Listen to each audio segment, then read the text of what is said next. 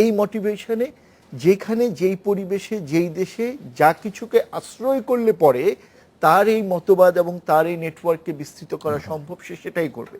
বাংলাদেশের শুরুটা হয়েছিল সহজ মসজিদ এবং মাদ্রাসা ভিত্তিক, তারপরে আস্তে আস্তে মতবাদটাকে ছড়াতে ছড়াতে তারা শিক্ষিত সমাজ, এলিট, বিশ্ববিদ্যালয়, প্রাইভেট, পাবলিক, কলেজ, স্কুল, এই সমস্ত জায়গায় ছড়িয়ে এখন দিল। আমরা দেখতে পাচ্ছি ইন্টারনেটে নানা রকম, আপনার সামাজিক যোগাযোগ মাধ্যম, ফেসবুকে, নানা রকম ওয়েবসাইটে, ব্লগেও এদের নানা রকম তৎপরতা চলছে।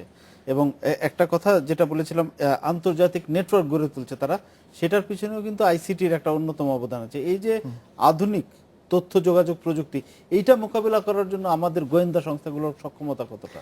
মানে এখন আমার ব্যক্তিগত যতটুকু ধারণা আছে, যেহেতু এই বিষয়টা নিয়ে আমি প্রফেশনালি কাজ করি, আমি ঠিক এখনো মানে ওই আস্থার জায়গায় তৈরি হয়নি যে এই যে তথ্য প্রযুক্তি ব্যবহার করে যে জঙ্গিবাদকে বিস্তৃত করা, প্রোপাগান্ডা চালানোর জায়গাটিতে আইন শৃঙ্খলা রক্ষাকারী বাহিনীর যে গেট কিপিং করার দায়িত্ব, সেটাতে আমি মনে করি না তারা খুব দক্ষতা যে অর্জন করেছে। এটা কি আসলে সম্ভব? এটা সম্ভব, কারণ আমি তো জানি যে আমাদের সিআইডি বা আমাদের অন্যান্য গোয়েন্দা সংস্থার অনেকেই আমেরিকান এই ধরনের এক্সপার্টদের কাছ থেকে কয়েক বছর ধরে তারা প্রশিক্ষণ নিচ্ছেন।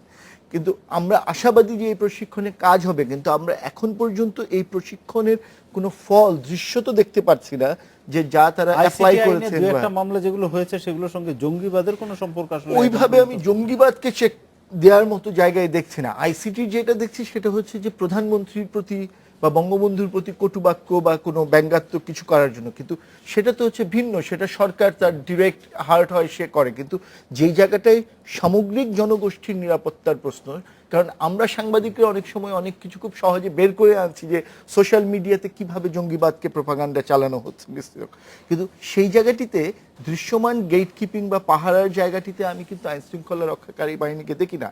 কারণ আপনি প্রায়ই দেখবেন যে সোশ্যাল মিডিয়া, ইভেন আপনি মানে এটাকে তো আপনি টেম্পার করতে পারেন, রাইট? আপনি ফটোশপ করে অনেক কিছু গ্রামের অশিক্ষিত, আপনি সাইদির চাঁদের দৃশ্যই দেখেন, সেই জায়গাটিতে আমার আইন শৃঙ্খলা রক্ষাকারী বাহিনী তারা কতটুকু দক্ষতার সাথে সত্যিকার অর্থে ওই জায়গায় মানুষকে নিরাপত্তা নিশ্চিত করতে পারেছে, আসলে পারে। আমি একটু লিটন ভাইয়ের কাছে একটা প্রশ্ন রেখে বিরতিতে যাব, বিরতি থেকে এসে আপনার কাছে উত্তরটা নিব। সেটা হচ্ছে, আমরা বিভিন্ন সংবাদে দেখতে পাই যে বিশেষ ইউরোপ বলেন, আমেরিকা বলেন, বিভিন্ন জায়গায় বাংলাদেশি বংশোদ্ভূতরা নানা রকম জঙ্গি কর্মকাণ্ডে জড়িয়ে পড়ছে। সম্প্রতি এসব তথ্য আমরা পাচ্ছি বেশ কয়েকটা ঘটনায়। এর পিছনে কারণটা কি, আপনার কাছে কোনো এর ব্যাখ্যা আছে কিনা? আমরা বিরতির পরে এসে আপনার উত্তরটা নিব। আমি শুধু মানে একটা বিরতি নিয়ে আসছি, হ্যাঁ নিচ্ছে একটা বিরতি, সাথেই থাকুন। বিরতির পর ফিরে এলাম ডেডলাইন ঢাকায়। যে প্রশ্নটি আপনার কাছে রেখে গিয়েছিলাম, বিভিন্ন দেশে বাংলাদেশি বংশোদ্ভূতরা জঙ্গি কর্মকাণ্ডের সাথে যুক্ত হচ্ছে, এর কারণ কি মনে করেন? আসলে শুধুমাত্র যে বাংলাদেশি তরুণরা এটার সাথে যুক্ত হচ্ছে আমি সেটা মনে করি না। পৃথিবীর বিভিন্ন দেশের তরুণরা যুক্ত হচ্ছে এবং এটার একটা প্রেক্ষাপট আছে। 60-এর দশকে যেমন একটা সংকটের মোকাবেলা করেছিল তৎকালীন প্রগতিশীল রাজনৈতিক আদর্শ, সেরকম একটি অবস্থা এখন অনুপস্থিত। অর্থাৎ আদর্শ মানে প্রগতিশীল আদর্শের যে একটা সংকট বা একটা দুর্বলতার অবস্থা যে আমরা আছি, সেই সংকটের জায়গা থেকে বা সেই দুর্বলতার জায়গা থেকেই এই ধরনের ধর্মীয় জঙ্গিবাদের উত্থান ঘটছে বলে আমি ব্যক্তিগতভাবে মনে করি।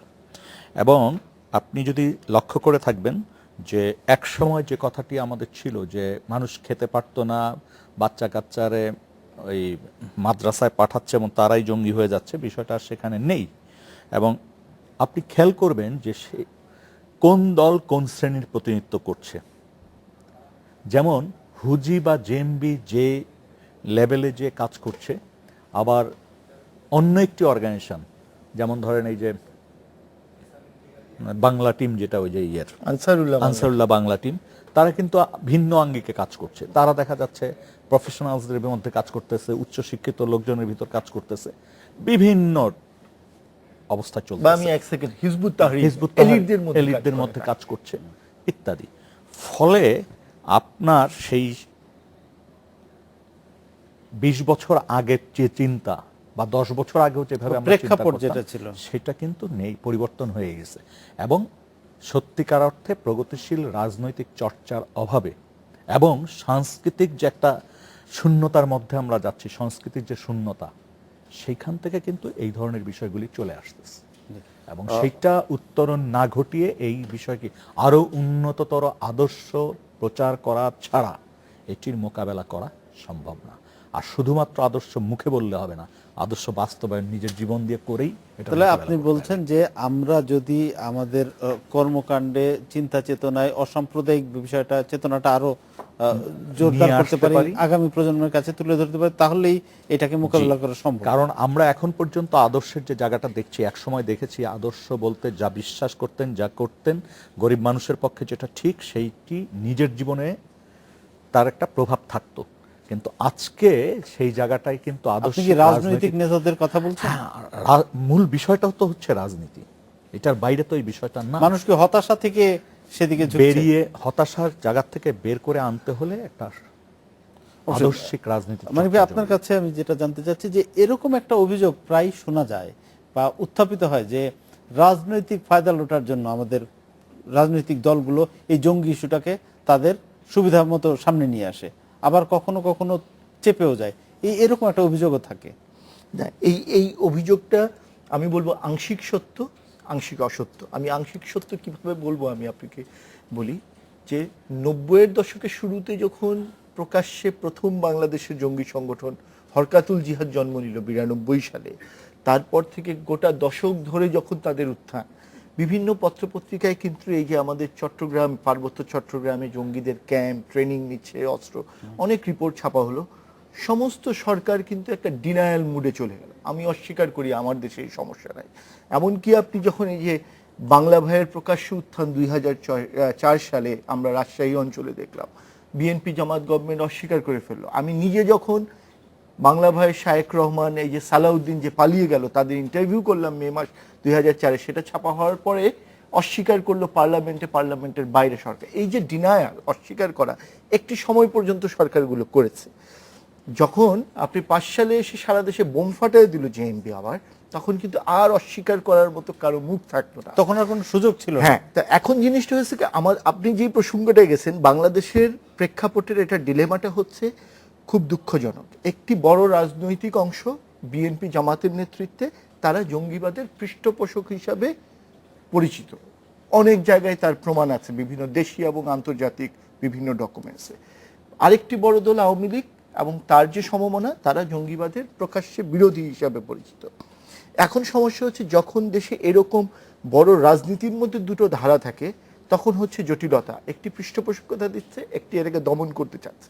এখন যে দমন করতে চাচ্ছে তার জন্য মাঝে মধ্যে কিন্তু যেমন চ্যালেঞ্জ হয়ে ওঠে। যদি এখানে একটু বলি যে বাংলা ভাইদেরকে গ্রেফতার কিন্তু করা হয়েছিল জোট সরকারের আমলে। এটা বিএনপি ক্লেম করে বটে, কিন্তু আমি নিজে যেহেতু পুরো এপিসোডটা কভার করেছি, বিএনপিকে কেন ওই জায়গাটায় যেতে হলো 2005-এর 17ই আগস্টের বোম ফাটার পরে, বিকজ অফ আন্তর্জাতিক কমিউনিটি তার উপরে এমন চাপ সৃষ্টি করলো। কারণ আপনার মনে থাকবে যে আপনার টুইন টাওয়ারের ঘটনার পরে আপনার ওয়ার অন টেরর একটা বিশাল স্লোগান দিয়ে আমেরিকা এবং ব্রিটেন নামলো সারা দুনিয়ায়। সো নিরাপত্তা ইস্যু বড় ইস্যু হয়ে গেল। সো তখন বিএনপি জামাতের পক্ষে আমাদের মতো সাংবাদিকদের, আমাদের লোকাল মিডিয়া, হিউম্যান রাইটসের যারা কাজ করছেন, মানবাধিকার, তাদেরকে অস্বীকার করা খুব সহজ, কিন্তু আন্তর্জাতিক চাপকে দিনের পর দিন অস্বীকার করা খুব কঠিন। এক পর্যায়ে সেই জায়গায় তাকে আসতে হলো। শায়েক রহমানের ধরার নাটক সম্পর্কেও আমরা অনেক কিছু শুনেছি। বাংলা ভাইকে কিভাবে ধরার নাটক, বিচার কতটুকু করবে না, ফাঁসিতে তারা ঝুলিয়ে যাবে কি যাবে না, এই সমস্ত প্রোগ্রেসটাই হচ্ছে আন্তর্জাতিক চাপের প্রেক্ষাপটে। তারা যে একেবারে জঙ্গিবাদের বিরুদ্ধে স্বেচ্ছায় স্বপ্রণোদিত হয়ে ক্র্যাকডাউন করেছে বা নেমেছে তা কিন্তু নয়, তাদেরকে বাধ্য করতে হয়েছে। সো ওই কৃতিত্বর জায়গাটা আমি সাংবাদিক হিসেবে খুবই দুঃখের সাথে দিতে পারছি না তাদেরকে। কিন্তু যেটা আপনি যেই জিনিসটাই জানতে চাচ্ছেন যে এখন যারা পৃষ্ঠপোষকতা দিচ্ছে তারা তো পরিষ্কার তাদের পক্ষে, যারা দমন করতে চাচ্ছে তারা যদি মনে করে যে আমি এটাকে অলওয়েজ আমার রাজনৈতিক স্বার্থের গুটি হিসাবে, একটি অস্ত্র হিসাবে, কুমিরের ছানা হিসাবে ব্যবহার করব, দিস ইজ অ্যাবসলিউটলি ভুল হবে। কারণ হচ্ছে এই শুধুমাত্র আইন শৃঙ্খলা রক্ষাকারী, তাদের সেই স্ট্র্যাটেজিটা ভুল হবে, কিন্তু সেই স্ট্র্যাটেজিটা তারা খাটাচ্ছে কিনা সেটা হচ্ছে প্রশ্ন। হ্যাঁ, মানে এখন ঘটনা হচ্ছে কিছু কিছু ক্ষেত্রে তো আমরা এরকম যথেষ্ট শক্তিশালীভাবেই শুনি যে অনেক কিছু আছে যেটার সত্যাসত্য নিয়ে প্রশ্ন উঠে এই জঙ্গি ইস্যুতেই।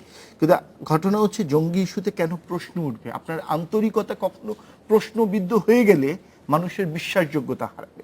সো এটা হচ্ছে এমন একটি সিরিয়াস ইস্যু যেখানে আপনার আন্তরিকতা এখানে একটু যদি আমি প্রশ্নবিদ্ধ একটু হতে সাপ্লিমেন্ট পারে না। করি, যেটা হচ্ছে